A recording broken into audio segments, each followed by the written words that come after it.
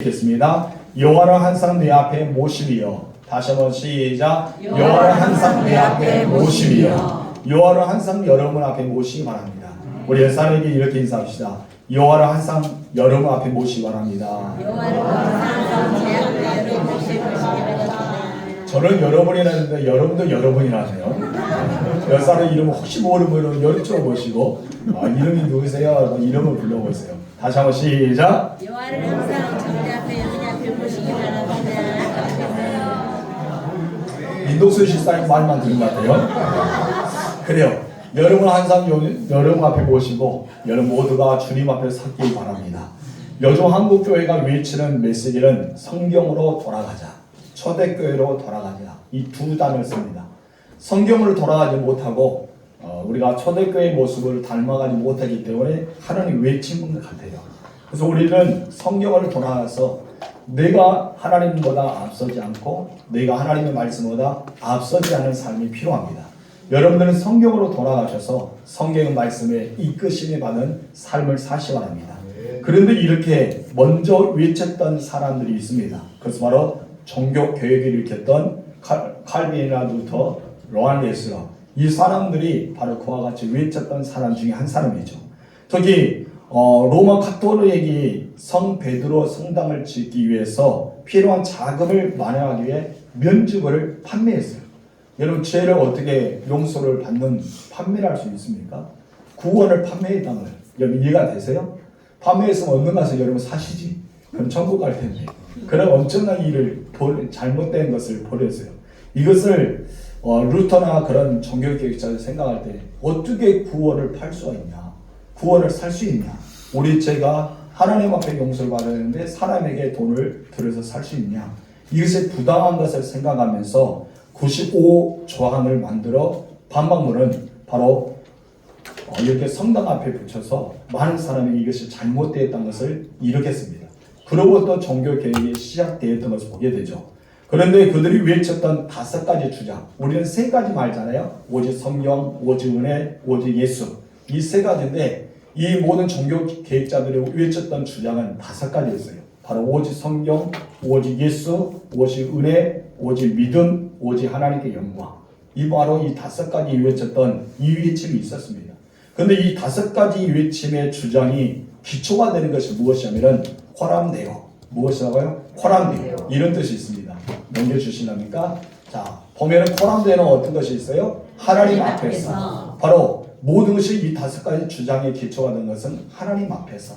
코람데오라는 단어가 있다는 것입니다. 종교개혁자들은 사람 앞에 잘 보이게 하기 위해서가 아니고 사람 앞에 명예롭게 살기보다는 힘들고 어렵더라도 오직 하나님 앞에서 의롭게 선하게 살기를 원했습니다. 그래서 그들은 코람데오에 외치는 삶을 살았다는 것을 보게 됩니다.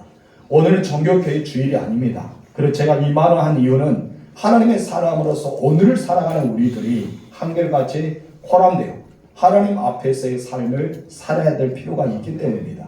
성경으로 돌아가는 것이 무엇일까요? 바로 하나님 앞에서 사는 삶입니다. 초대교회로 돌아가는 무엇입니까? 예수를 믿고 예수를 의지하고 마라나타 신앙을 고백하며 살아가는 삶이죠. 그리고 우리는 하나님 앞에서 삶을 살아가기 때문에 오늘 우리는 이 말씀을 함께 나누기 원합니다. 우리는 언제나 신본주의 안에 살아가야 돼요. 하나님 중심. 그리고 신전의식에 가지고 살아가야 돼요. 신전의식이 무엇입니까? 하나님 앞에. 우리는 하나님 앞에, 늘 하나님 앞에 삶을 살아야 됩니다. 그럼 우리는 하나님 앞에서 삶을 어떻게 살아갈 수 있을까요?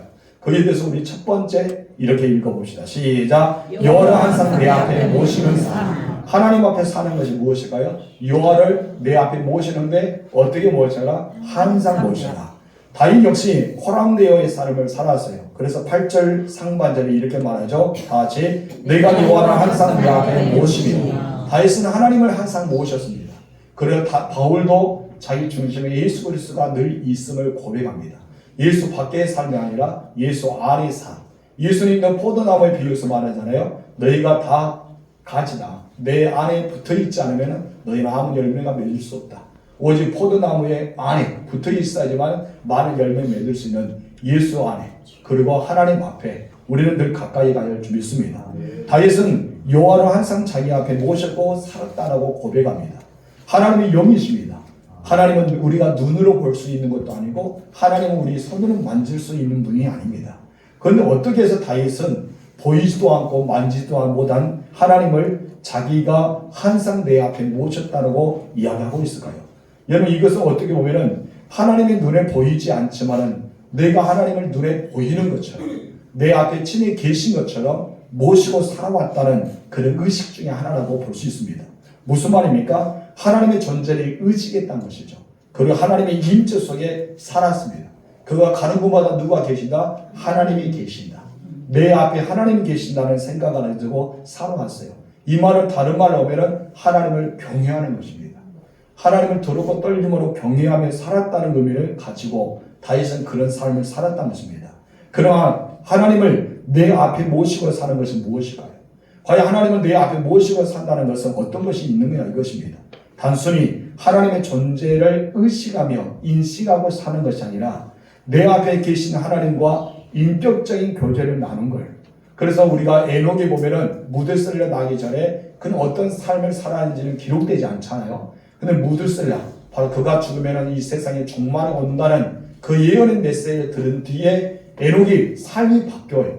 어떤 삶이 바뀝니까? 하나님과 동행하는 삶을 사는데 그가 죽을 때까지 한마디로 죽지 않고 하나님께 데려감을 당했잖아요. 데려감을 당할 때까지 300년 동안 하나님께 동행함을 삽니다.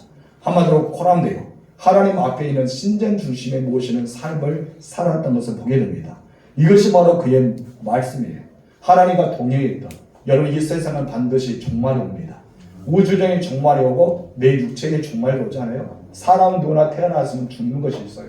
우리는 이 사실을 알면은 우리는 하나님 앞에 서 있는 삶, 늘 예수 안에 거하는 삶, 이 삶이 언제나 필요합니다. 그러기 위해서 우리는 인격적인 교제를 나누는 것이 좋아요. 끊임없이 하나님과 대화를 나누고 하나님께 묻기도 하고 그분 앞에 엎드려 기도하는 것, 그분 앞에서 우리는 임재 앞에 찬양하는 것, 이것이 바로 하나님과의 교제 속에 나타나는 것입니다. 하나님은 찬양 가운데 임하시죠. 여러분 밭에서나 직장에서나 여러분 가정에서나 교회에서나 찬양하면 언제나 임하신 분이 하나님입니다. 왜냐하면 내가 너를 지었다. 왜 우리를 지었습니까? 나를 찬송하게 하기 위해서다.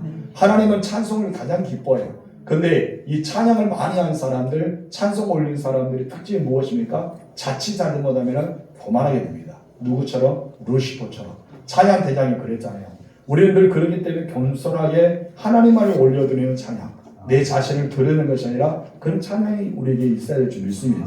그래서 우리는 찬양 가운데 하나님이 임재하시고 기도 가운데 하나님이 임재하시고 우리가 늘 하나님께 물을 때 하나님은 말씀을 우리에게 생각합니다. 그래서 우리가 말씀을 읽는 것이 중요하고 말씀을 잘 들어야 되고 또한 성경을 애우는 것이 중요해요. 그래야지만 하나님은 말씀 가운데 임하시기 때문에 내 머릿속에 말씀 없으면 무슨 말인지 모르잖아요. 여러분 제가 일본에 갔다 생각하세요? 전 일본말을 배운 적이 없습니다. 그런데 일본에 대해서 몇 가지만 압니다. 그래서 니야카. 저는 일본어 너무 잘한 것 같아요. 이빠이. 아주 잘한 것 같아요. 일본어는 우리는 잘 몰라요. 근데 제가 일본에 갔다고 생각하는데 일본 사람과 대화를 안 할 수 있을까요? 없잖아요. 몇 가지 제 머릿속에 있는 단어를 던지면은 딱 올릴 것입니다. 여러분 우리가 정화조가 이렇게 이렇게 마켓 짰습니까? 마켓을 뚫기 위해서 예국인이었습니다. 제가 예국인과 인사하는데 딱 한마디 했어요. 헬로. 왜요? 우리가 더 이상 모르기 때문에 그 말을 더 이상 묻고 싶지 않아요. 괜히 말 걸까 봐 두려웠습니다. 왜 그럴까요? 내 머릿속에 미국의 언어가 없기 때문에, 일본어가 없기 때문에 그 사람이 나에게 무엇이가 던진다 하더라도 나는 대꾸를 하지 못합니다. 이와 같이 내 안에 하나님 말씀, 성경이 내 안에 있지 않으면, 우리가 하나님 말씀이 내 안에 거하지 않으면 어떻게 하나님과의 대화를 나눌 수 있냐 이거예요. 하나님이 주신 말씀도 우리는 받아들여야 되는데 말씀하셔도 우리가 이해를 못해요. 그렇기 때문에 하나님 말씀을 들어도 듣지 못하고 하나님을 바라보아도 보지 못하는 영적 맹인이 되고 영적 기머리가 되고 만나는 것입니다. 여러분께서는 반드시 하나님 말씀을 깊이 하세요. 그리고 하나님 말씀도 애워보십시오. 저도 잘 되지 않지만 도전해보시고, 그래서 우리는 그와 같이 하나님 앞에 섰을 때 우리 하나님께서 말씀으로 이 땅을 창조하시고 말씀이 육신에서 이 땅에 오셨고 우리에게 응답하시고도 무엇으로 오십니까? 말씀으로 오셔요. 그래서 우리는 하나님을 내 앞에 모신다는 것은 말씀으로 통해서 더 깊이 나아간 거예요. 그래서 우리는 대화가 필요합니다. 여러분 부부의 관계가 좋아지려면 뭐를 잘해야 돼요? 대화를 잘해야 돼요. 자녀의 관계가 좋아지려면 뭐 해야 됩니까? 대화를 잘해야 되죠. 사람과 주변의 관계가 좋아하려면 대화를 잘해야 됩니다. 모든 관계에서 단절은 무엇부터 시작합니까? 대화부터 단절이 됩니다. 부부도 마찬가지예요. 한마디 집에 들어서 나 왔다 하고 나서 대화가 없으면 다시 한번 여러분 부부의 관계를 생각해 보세요. 대화를 많이 할 필요가 있습니다. 여러분 나이가 들면 남자나 여자라면 뭐가 가벼워집니까? 입이 가벼워져요. 그래서 늘 입이 가벼워지니까 함께 이야기할 사람이 상대가 필요합니다. 여러분들에서 들어주는 사람, 또 때로는 말해주는 사람, 이런 사람이 필요하죠. 근데 우리 영적도 마찬가지입니다. 우리도 하나님 앞에 늘 대화를 원해요. 하나님은 우리도 늘 대화를 나누기를 소망합니다. 그렇기 때문에 하나님은 우리에게 늘 주의 식탁의 자리로 초대합니다. 하나님을 모시고 산다는 것은 내가 주님의 상 안에 거하고 있는 삶이에요. 그래서 예수님은 돌아가시기 전에 먼저 우리 최후의 만찬, 이 성찬을 개정하면서 우리 식탁에 초대를 했지 않습니까? 언제나 우리는 식탁 안에 거하고 있습니다. 누구의 식탁 안에 거하고 있어요? 예수 안에 식탁에 거합니다. 그런데 예수님 안에 우리가 들어가는 삶, 내가 예수님 앞에 있는 삶은 무엇이냐면 식탁에 나누는 교제라는 것이죠. 식탁에 나누는 교제는 참 아름답습니다. 그래서 요한계시록 3장 20절에서 이렇게 말하죠. 읽어봅시다. 골짜기는 내가 문 밖에 서서 두드리오니 누구든 내 음성을 듣고 문을 열면 내가 그의 길을 들어가 그와 더불어 먹고 그는 나와 더불어 먹으리라. 아멘. 예수님께서 문을 두드려 복음을 전대해서 복음의 메시지를 전합니다. 그때 내가 마음을 열고 예수를 받아들여요. 그럼 예수님께서 내 마음의 문을 열 때 내 안으로 들어오시죠.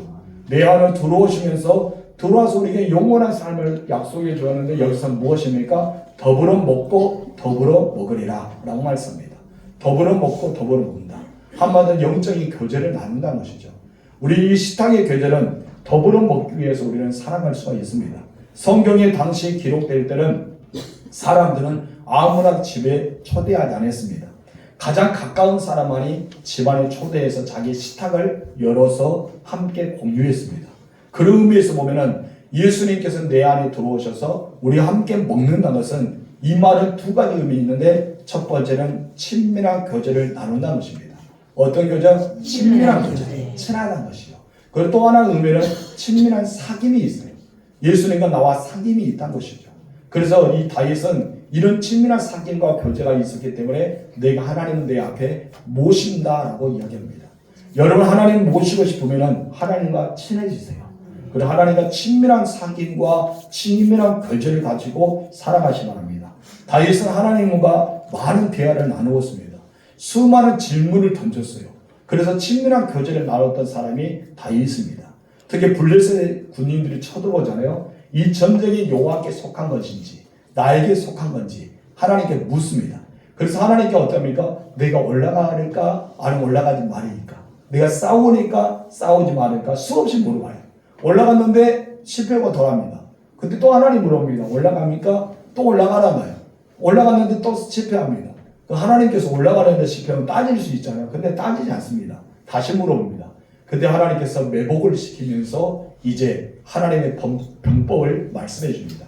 그럴 때 정확한 말씀을 듣고 나왔을 때 승리하면서 돌아오는 장면이 나와 있습니다. 언제, 어떻게, 무슨 방법으로 싸울지 하나님께 묻기를 원했던 것이죠. 여러분들도 그와 같이 하나님 앞에 나가서 물으시 바랍니다. 하나님은 늘 묻는 자를 원합니다. 우리는 또 하나님 말씀을 되새김을 해야 됩니다. 하나님은 되새김 자를 좋아합니다. 주일 말씀을 듣고 딱 끝내지 마시고 되새김질을 잘해야 돼요. 그래서 이 말씀이 나의 것이 되는 거예요. 여러분 나의 것이 되지 못한 것은 한 번 듣고 마는 것입니다. 나의 것이 되려면 되새김해야 돼요. 영어 단어 외우는 것도 학생들은 계속 반복해 오잖아요. 여러분 옛날에 지금은 모르겠지만 우리 시대 때는 깜지가 있었어요. 깜지 아세요? 네. 그러면 여러분 학교에서 공부 많이 하시거든요. 저는 깜지는 시험을 잘 못 봐서 틀리면 깜지를 엄청 많이 썼습니다. 여러분 공부하느라 깜지 썼죠? 저는 숙제하느라 깜지 썼지만 여러분 깜지를 많이 써요. 아주 빡빡했습니다. 그래서 저는 좀 머리가 좋아서 볼펜은 3자리 잡고 썼어요. 깜지를. 그러면 빨리 써지잖아요. 안 해보셨군요. 그런 사람도 있었다는 것이죠. 그 부지에서 제가 꼭 그런 사람 보지 마시고 그렇게 써서 빨리 끝내는 학생들도 있었습니다. 여러분 우리가 깜질한 것은 더 외우기에 그 단어를 더 내 것을 만들게 있지 않습니까? 이것처럼 우리도 하나님 말씀을 들음으로 끝나는 것이 아니라 또 듣고 또 듣고 마치 소가 되새김한 것처럼 우리 말씀에 되새김이 필요하다는 것이죠. 그래서 우리는 그 앞에 묻는 것이 필요합니다. 또 묻고 또 묻고 말씀을 듣고 또 듣고 그리고 그의 모든 결론은 다윗의 결론은 언제나 찬양으로 끝납니다. 하나님의 임재함에 찬양하고 응답하심에 찬양하고 함께하심을 찬양한다. 이것이 바로 하나님을 내 앞에 모시는 삶이라고 할 수 있습니다. 여러분들은 하루에 얼마나 하나님께 묻고 계십니까? 아니, 일주일 동안 몇 번이나 하나님과 결제를 나누며 하나님께 질문을 던져보셨습니까? 그리고 기도해 보셨나요? 만약 여러분께서 일주일에 한 번도 하나님께 기도도 하지 않고 묻지도 않고 딱 주일만 와서 하나님 저 왔습니다 하고 하면은 영적으로 심각한 단계라고 볼 수 있습니다. 여러분들은 영적으로 심각한 사람 되지 말고 하루에 적어도 한 번씩은 하나님과 결제 나누고 묻는 사람이 되기를 바랍니다. 하나님을 내 앞에 모시고 산다는 것은 단순히 하나님의 존재를 인식하고 의식하는 것이 아니라고 했지 않습니까? 그럼 무엇을 했습니까? 인격적인 교제를 나눈다. 하나님과 인격적인 교제를 나누는 삶이라고 말씀했습니다. 그렇다면 하나님이 내 앞에 내 오른편에 계신다는 말은 어떤 의미가 있을까요? 8절 말씀 읽겠습니다. 중간 다 같이 시작. 나의 오른쪽에 계심으로 내가 흔들리지 아니하리로다. 아멘. 8절 3반절 여러분이 읽어보았던 것처럼 하나님을 내 앞에 모신다 했고 이번엔 중간에서는 무엇입니까? 내 오른쪽에 계신다.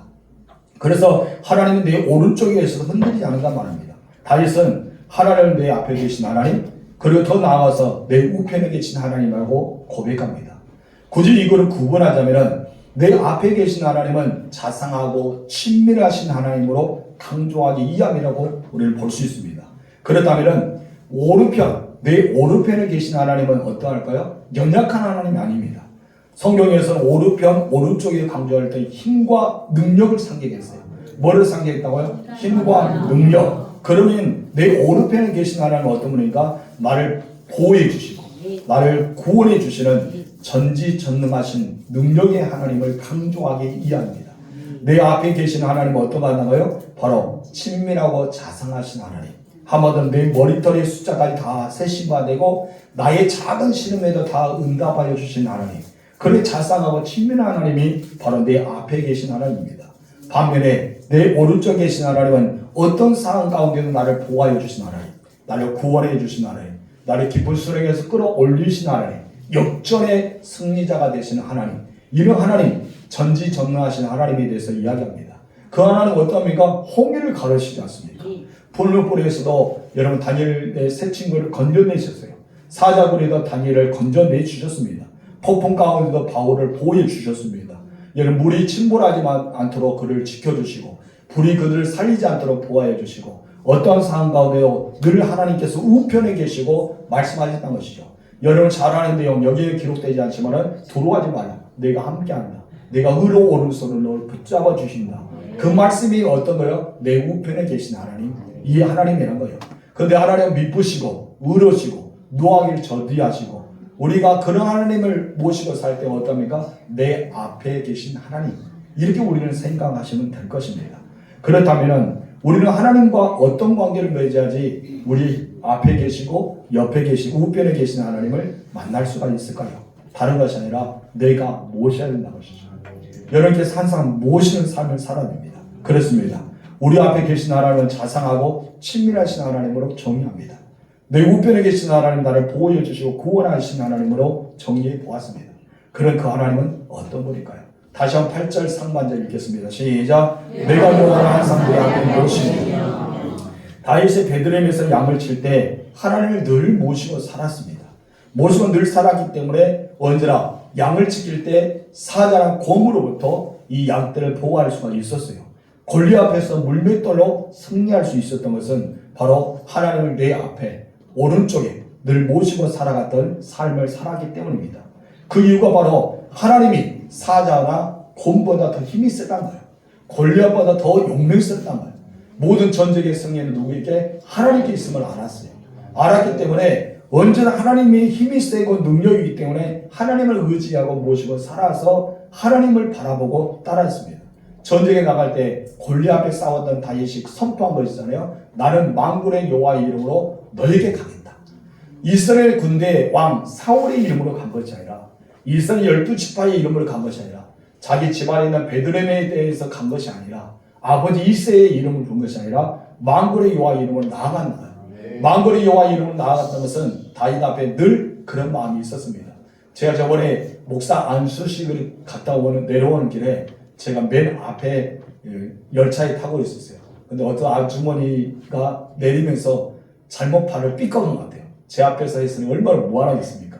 근데 저를 딱 보면서 하는 말이 아버지 그러더라고요. 저를 깜짝 놀랐어요. 저를 보면서 아버지라니까 깜짝 놀랐는데 그래서 제 생각에 야 예수 믿는 것 같다. 그렇게 교회에 다니고 있다 하는데 저를 보면 저를 그러면서 제가 목사님한테 나 저 딸 둔 적이 없는데 아버지라고 하면서 웃은 적이 있었습니다. 그래요. 예수 믿는 자는 늘 하나님 앞에 서 있는 사람 어때요? 늘 어떤 순간에도 늘 주님을 찾게 되죠. 괜히 그 말하고 얼굴이 빨개지고 있습니다. 그래요. 우리 앞에 서 계신 하나님, 내 앞에 계신 하나님은 그런 능력이 하나님이십니다. 사방에 쫓김을 당했을 때도 그런 언제나 하나님 앞에 서 있었습니다. 우리도 다윗처럼 하나님을 내 앞에 모시고 삶을 살아야 됩니다. 그 말은 어떤 말이 나가요? 하나님을 경외하며 살아야 한다. 여러분 하나님을 경외하며 살아가는 여러분 되실 주님으로 축복합니다. 그런데 문제는 나에게 있습니다. 누구에게 있다고요? 나에게. 항상 우리는 하나님을 모시고 살아야 하는데 나는 힘들고 어려울 때는 하나님을 잘 모시고 있어요. 기도도 잘합니다. 그리고 하나님 앞에 목숨을 걸고 나옵니다. 주님 도와달라고. 근데 문제가 딱 해결되고 내 삶이 풍성해지고 기도 제목이 없으면 나도 모르게 하나님을 의식한 것이 아니라 하나님을 등질 때가 있다는 것이에요. 여러분 혹시 그러지 않습니까? 제가 한번 저를 바라보면서 느꼈어요. 야, 나도 그렇구나. 하나님께 기도 제목이 있던 막 부위 겪고 있다가 기도가 해결되면 좀 뒤로 물러서는 자가 아닌가 한번 생각해 보았습니다. 혹시 여러분들 그러지 않나요? 우리들은 그런 삶이 좋지 않은 삶이죠. 에녹이 300년 동안 동행했던 이유는 이 세상에 종말이 온다. 하나님의 심판이 온다. 그 음성을 들을 때부터 시작합니다. 여러분이 이 땅에 종말이 옵니다. 우주의 종말이 오기 전에 내 인생이 먼저 종말이 옵니다. 우리는 죽음에 가까워지고 있어요. 요즘 보니까 어떠합니까? 죽음이 우리 인재가 가까워졌던 것을 느끼잖아요. 우리 그런 것을 느껴질 때 우리는 늘 하나님을 내 앞에 모시고 사는 것이 필요합니다. 때가 가까울수록 우리는 더 그래야 되죠.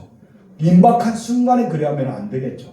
우리는 미리 알고 있을 때부터 에녹처럼 하나님과 동행하면 다윗처럼 내 앞에 모시고 사는 삶을 살아야 줄 믿습니다. 그러면 어떻게 하면은 하루를 시작하고 하루를 마치는 잠자리에 들기까지 하나님 내 앞에 모시고 살 수가 있을까요? 여러분, 그래서 하나님과 동행하는 삶을 말합니다. 여러분, 하루에 시작하기 위해서는 무엇을 해야 됩니까? 바로 경건의 능력을 가져야 되겠죠. 그러기 위해서 우리는 새벽을 깨워야 됩니다. 새벽을 깨워서 가장 먼저 첫 시간을 하나님께 드리는 것입니다. 하나님 앞에 예배를 드리고 하나님께 기도를 드리고 하나님 말씀으로 드리는 것을 새벽을 깨워야 돼요. 그래서 다윗은 새벽을 깨우라는 단어를 자주 씁니다.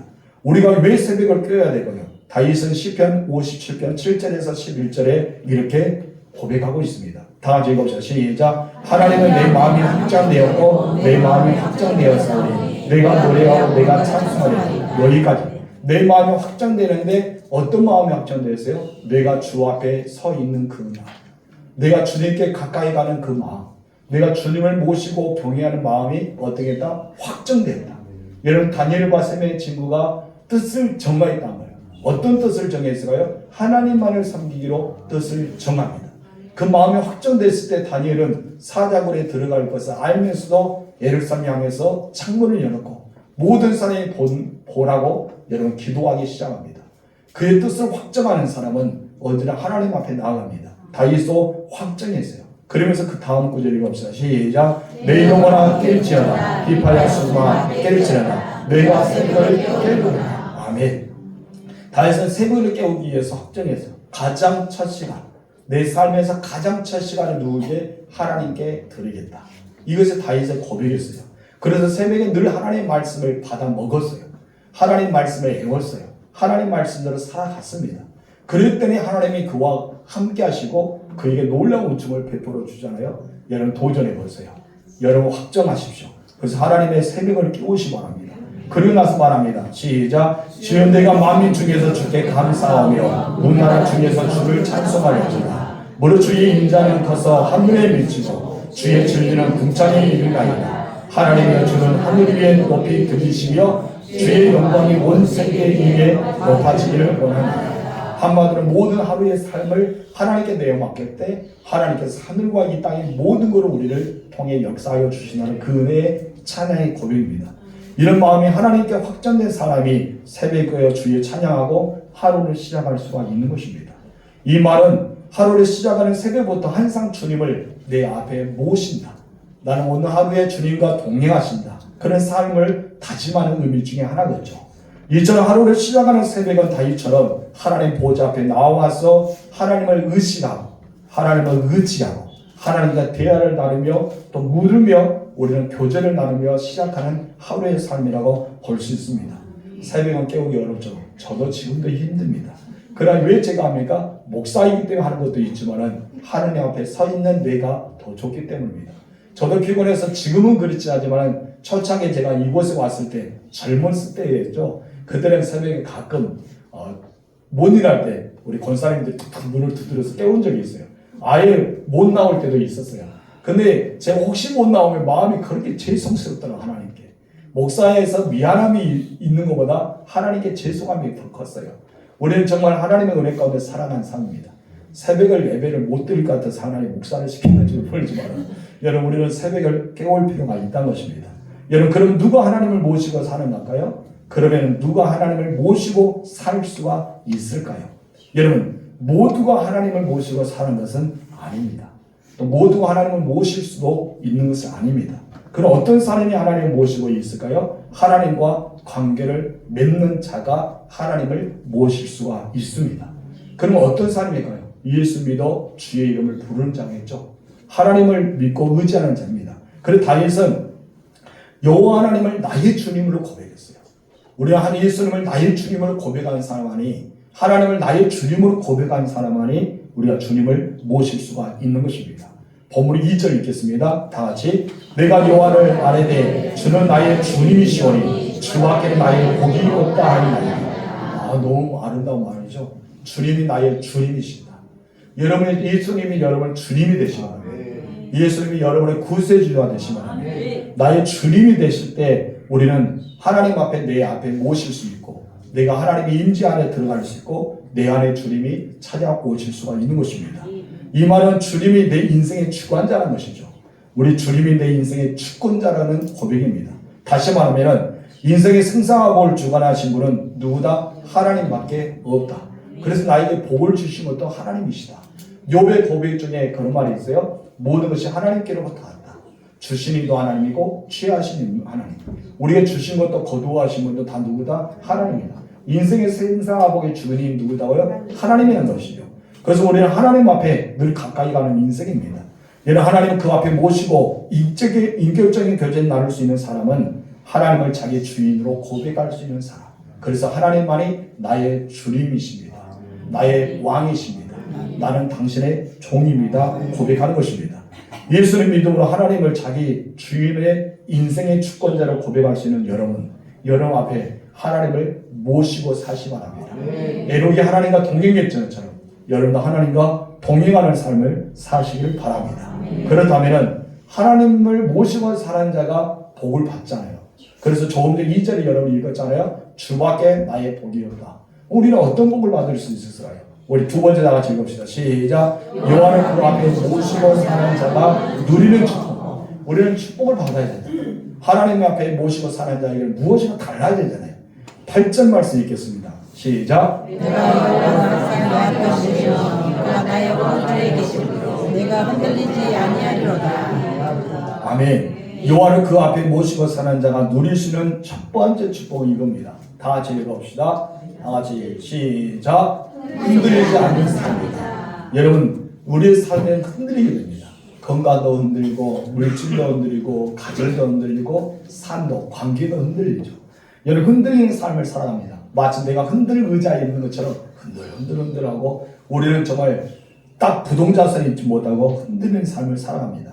다윗의 이 시를 썼던 때는 언제입니까? 바로 다윗이 자기를 죽이는 사람들이 많이 있었어요. 그래서 그런 사람들에게 쫓겨다니는 인생을 살아갔어요.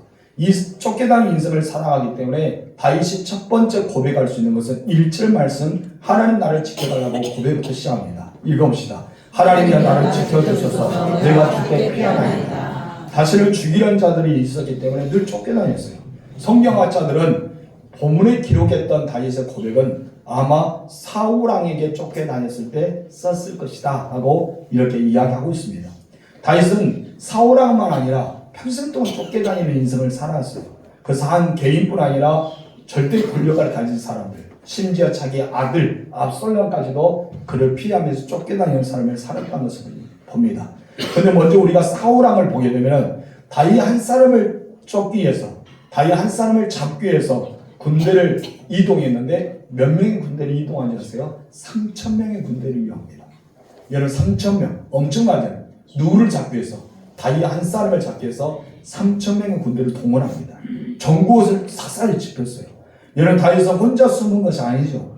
온통함 있는 자, 빚진 자, 죄인들, 그런 많은 사람, 이런 가난한 자들, 질병에 걸렸던 사람들, 그 사람들이 다윗이 떠나자 한 사람에서 다윗으로 모여들기 시작해요.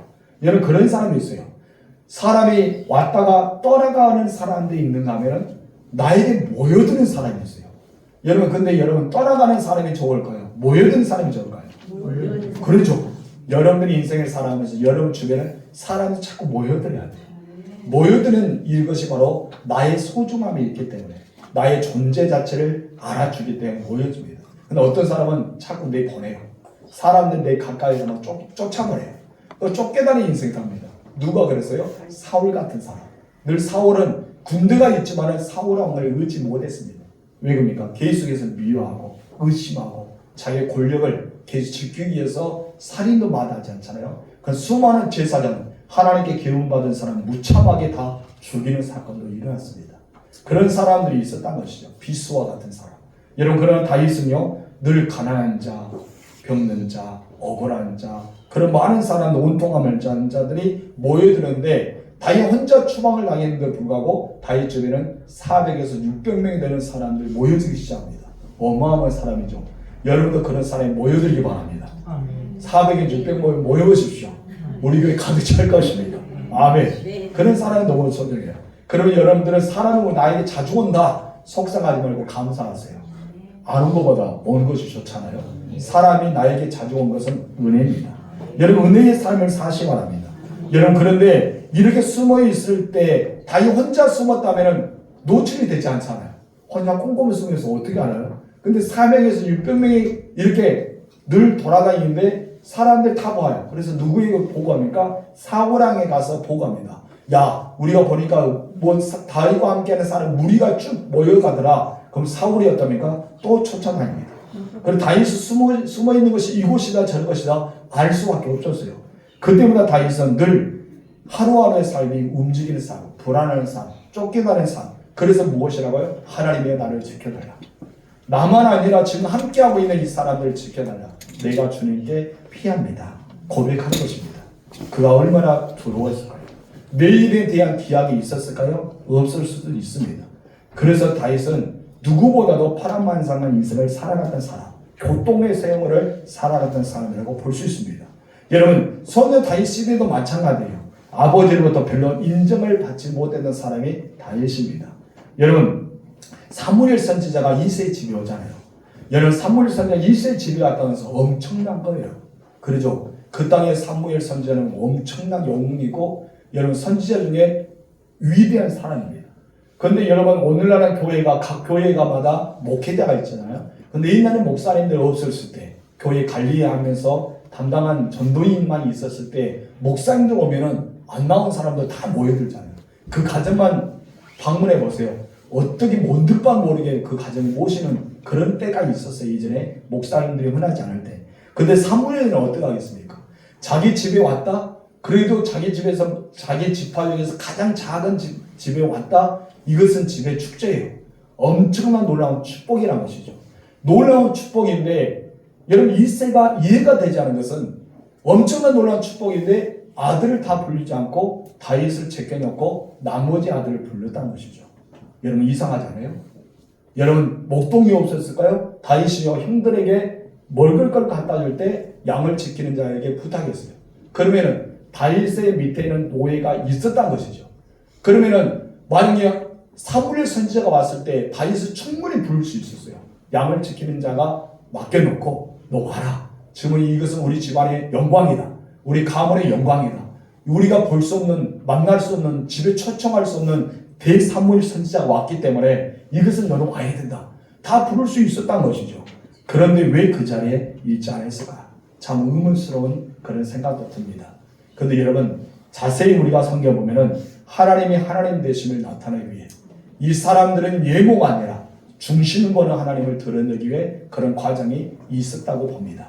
그 때로는 이해가 되지 않는 것도 있습니다. 여러분, 근데 이스라엘은 자기 그 아들들을 불렀지만은 다윗은 불리지 않았습니다. 여러분, 이제 10년 후에 사울에게 쫓겨다니는 인생을 살아갑니다. 그런 많은 인생을 해서 아버지로부터도 사울 왕에부터도 늘 그렇게 좋지 않은 모습으로 살아갑니다. 그런데 다윗은 늘 하나님의 목전 안에 하나님과 더 깊숙이 만남 안에 하나님의 묵상함에 살아왔습니다. 혹시 여러분들이 그런 인생을 살아간다면 하나님을 더 가까이 가세요. 하나님은 여러분에게 피난길을 주십니다. 여러분 왕이 되고도 어떻게 합니까? 수많은 전쟁을 치르면서도 늘 그 죽음의 사슬을 넘어들었어요. 그럼에도 불구하고 다윗은 늘 흔들리지 않은 삶을 살았던 것이죠. 그 이유가 보면 8절 주간 말씀에 나옵니다. 다 같이 봅시다. 시작. 내가 흔들리지 않는다. 왜 흔들리지 않았다고요? 내 앞에 주님이 계시고 내 옆에 주님이 계시기 때문에 하나님이 계시기 때문에 흔들리지 않는다. 시편 62편에 보면은 다윗은 사람들이 자기를 죽이려고 공격하기도 하고 거짓말도 하기도 하고 조조하고 막 그래요. 다윗을 이유 없이 그럽니다. 근데 다윗은 절대 대항하지 않고 딱 한 가지만 합니다. 무엇을 하는지 아십니까?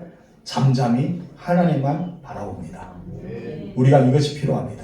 62편 2절 시작. 오직 그만이 나의 반성이시여 나의 구원이시여 나의 요새시니 내가 주께 흔들리지 아니하리라. 아멘. 흔들리지 않았단 거예요. 그리고 시편 3편 6절 시작. 천만이 나를 예어서 진칠지라도 나는 두려워하지 않으리라. 왜 두려워하지 않고 흔들리지 않았을까요? 주만 바라봤기 때문에. 여러분 다윗은 흔들리지 않은 삶을 살았습니다. 여러분들 흔들리지 않은 삶을 살아가세요. 그러기 위해서는 주님을 내 앞에 모시는 삶, 내 앞에 모시는 삶, 내 옆에 힘이 되신 분을 모시는 삶이 필요합니다. 그래서 우리도 다윗처럼 흔들리지 않는 인생이 되어야 할 줄 믿습니다. 어떤 풍랑이 없는 인생은 없어요. 풍랑의 자체는 있습니다. 반드시 어려움이 있습니다. 고난은 따라옵니다. 좋지 않은 것도 옵니다. 날마다 웃을지 못하잖아요. 울 때도 있고 짜증날 때도 있고 어떻습니까? 화낼 때도 있고 분노가 올 때도 있습니다. 우리는 인생은 다 그래요. 그런데 이렇게 풍랑이 없는 흔들리지 않는 인생이 없는 것처럼 우리 가운데 그렇게 풍랑이 있다는 것이죠. 그러나 그런 가운데 흔들리지 않는 것이 있는데 무엇이냐 하셨어요? 내 믿음입니다. 우리의 믿음은 흔들리지 않아요. 수많은 인생에 많은 것이 있고 때를 따라서 많은 것들이 나타나더라도 우리는 흔들리지 않는 인생을 가져야 됩니다. 다른 사람들 먹고는가 성만 바라봐도 위축되지만은 여러분 폭풍 중에도 하나님의 도우심을 얻는 주만 바라보는 사람이 되시 바랍니다. 주만 바라는 사람, 주의 음성을 듣는 사람, 어떤 파도도 우리에게 다가오더라도 우리는 이길 수 있고 주님과 함께 날아올 수가 있는 여러분 주님과 함께 날아오는 사람이 되시길 바랍니다. 그러면 두 번째, 하나님 그 앞에 모시고 사는 사람은 어떤 복을 누릴 수 있을까요? 다 같이 읽읍시다. 시작. 마음이 기쁘고 영도 즐거워한다. 아멘. 9절 상반절 읽겠습니다. 이러므로 나의 마음이 기쁘고 나의 영도 즐거워하며. 왜 하나님을 내 인생의 목전에 모시고 살면 나의 마음이 기쁘고 내 영도 즐거워하는 것일까요? 그것은 주님 앞에 충만한 기쁨이 있고 주의 오른쪽에 영원한 즐거움이 있기 때문입니다. 그것이 그냥 지어낸 말이 아니라 11절에서 말하죠. 읽어보시죠. 시작. 주의 생명의 길을 내게 보이시리니 주님의 앞에는 충만한 기쁨이 있고 주의 오른쪽에는 영원한 즐거움이 있나니. 아멘. 주님을 내 앞에 모시는 것, 주님과 교제를 나누는 것, 주의 앞에 있는 충만한 기쁨, 주의 오른쪽에 있는 영원한 즐거움이 내게 있기 때문에 우리는 어떠한다? 흔들리지 않는다. 우리 믿음이 흔들리지 않는 것입니다. 그래서 예수님이 이 땅에 떠나시기 전에 제자들에게 내 기쁨이 충만을 가지게 해달라고 하나님께 기도합니다. 너희가 내 기쁨이 충만을 원한다고 말씀하셨습니다. 여러분들이 예수님이 이 마지막 기도를 들을 때 여러분이 이 기쁨이 여러분이 있기를 소망합니다. 예수는 우리가 주님을 우리 앞에 모심으로써 주님이 주신 충만한 기쁨, 주님이 내 오른쪽에 있는 영원한 즐거움의 기쁨, 이 기쁨을, 이 즐거움을 누리고 살기를 원한다는 것입니다. 여러분이 이 즐거움을 누리고 살아세요. 풍랑은 옵니다. 여러분 비바람도 칩니다. 태풍도 옵니다. 맑은 오늘처럼 하늘이 맑고 따뜻한 이렇게 햇빛이 찔 때도 있지만 그러지 않을 때도 있습니다. 그런 여러분의 마음은 요동하지 않아야 되죠. 왜 그럽니까? 주님이 내 앞에 계시고 주님이 내 오른쪽에 계신데 뭐가 두려워요? 인자하고 자상한 분이 내 앞에 계십니다. 힘과 능력과 전지전능하신 분이 내 옆에 있습니다. 그렇다면 주님만 바라볼 수 있다면, 주님만을 소망할 수 있다면 여러분의 기쁨은 충만할 수 있습니다. 여러분 영은 즐거워할 수 있다는 것입니다. 그런 삶을 사시길 바랍니다. 하나님을 그 앞에 모시고 사는 자의 누리는 축복 세 번째. 다 같이 읽읍시다. 시작. 육체도 안전히 살게 된다. 마음이 평안하고 영도 잘 되면 육체가 있어야 되잖아요. 그냥 육체는 결결결로 하면 안 되잖아요. 강건해야 되죠. 자, 9절 중간 시작. 내 육체도 안전히 살게. 육체가 안전히 살게 된다는 것은 하나님 나의 피난처가 되어 주신다는 말씀 중에 하나입니다. 하나님 나의 인생의 피난처가 되시면은 이런 사람은 정말 은혜의 현장 안에 살아가는 사람입니다. 하나님 내 인생을 지켜주시고 내 육체를 강건하게 해주신다는 것은 얼마나 좋습니까? 그런데 이렇게 인생의 피난처가 있음을 가장 많이 경험했던 사람이 있는데 누굴까요? 다윗입니다. 다윗은 나의 인생의 피난처다. 하나님 나의 피난처다라는 거 고백하는 것이 바로 19번이나 고백합니다. 하나님 나의 피난처다. 하나님 나의 피난처다. 여러분 피할 길을 열어주셨기 때문에 다윗이 그 사망의 음침한 골짜기에서 또한 기쁜 수능에서 수많은 적군들이 우리가 골짜기에 해를 두루하지 않을 정도로 하나님 수많은 그런 위기 상황에서도 피난처가 되어 주셨기 때문에 이 고백하는 것입니다. 여러분 흔들리지 않은 삶을 없습니다. 다 흔들리고 있습니다. 폭풍도 다가옵니다. 그러나 그럴수록 내 인생을 맡기고 그런 상황 가운데 나를 지켜주시고 나와 함께 하신 분은 누굽니까? 하나님밖에 없습니다. 옆에 사람을 의지하지 마세요. 사람은 의지할 대상이 아닙니다. 여러분 사람도 믿지 마세요. 사람 믿는 대상 아닙니다. 사람은 어떤 대상입니까? 사랑하는 대상이에요. 그냥 사랑만 해주면 됩니다. 근데 우리는 의지하기 때문에 그리고 그들을 신뢰하려고 하기 때문에 믿기 때문에 뭐가 와요? 상처가 오고 실망이 오고 우리는 정말 저 사람 그럴 줄 몰랐다. 사람이기 때문에 그런데 불구하고 완벽한 사람 없으기에 그럴 줄 몰랐단 말을 하면 안 됩니다. 여러분 하나님이 그럴 줄 몰랐다면 이해가 가요. 그러면 완벽하기 때문에 그러면 안 되신 분이 그러면 안 되잖아요. 근데 사람이요 다 연약합니다. 저도 연약합니다. 저도 요즘에는 까막까막 잊어요. 약속했던 것을 깜빡 잊을 것 같아서 제 핸드폰에는 일정이 다 기억해서 다 알람을 맞춰놨어요. 그렇지 않으면 여러분 놓치더라고요. 약속한 것도 미리 있잖아. 일정 오면서 거기다 입력해놔요. 그냥 옛날에는 머리가 좋아서 공부 잘하는 머리가 아니라 그냥 일정을 잘하는 머리가 좋아서 그냥 그날 되면 딱 약속에 갈 수 있었어요. 근데 요즘에는 기록하지 않으면 안 되더라고요. 여러분도 그렇지 않습니까? 우리가 지금 연약함이 있기 때문에 나의 부족함이 있기 때문에 우리는 그렇기 때문에 놓칩니다. 근데 사람들은 어떻습니까? 네가 그럴 줄 몰랐다. 너 왜 그래? 왜 그래? 믿기 때문에. 여러분 그를 인정하고 싶기 때문에 그를 바라보기 때문에 신뢰하기 때문에 그런다는 것이죠. 근데 사람이요 신뢰하고 믿음의 대상이 아니라 어떤 대상이다? 사랑의 대상이다. 연약한 부분을 덮어주고 나약한 부분을 함께 해주고 울 때 함께 울어주고 즐거울 때 함께 즐거워주는 그런 사람이 되어야 되는 것이죠. 근데 하나님은 내 앞에 모시고 사면 그럴지라도 어떻게 한다? 흔들리지 않는다. 그럴지라도 나는 피할 길을 내어주신다. 하나님 내 인생의 피난처가 되어주신다는 것입니다. 여러분 하나님의 존재를 인식하십시오. 그리고 의식하는 정도가 아니라 더 하나님을 모시고 내 인격적으로 받아들이고 주님과 함께 동행하는 삶을 사시기 바랍니다. 하나님은 오늘날도 이렇게 다윗처럼 하나님 앞에 늘 모시고 살고 하나님을 경외한 자를 찾으십니다. 그 하나님을 경외한 사람이 누굴까요? 우리 다음 읽어봅시다. 시작. 코람데어의 삶을 살아가야 할 사람이 누구일까요? 여러분 코람데어의 삶을 살아갈 사람이 누구일까요? 저는 여러분이라 생각합니다. 아멘. 이곳에 있는 한 사람 한 사람이 포함되어 내 앞에 하나님 모시고 내 우편에 하나님 모시는 전지전능하심을 섬기는 여러분 되시기 바랍니다. 여러분 모두가 바로 그런 분입니다. 우리 찬양할까요? 주품에 품으소서 피서 128쪽 찬양하면서 기도의 자리로 나아가겠습니다.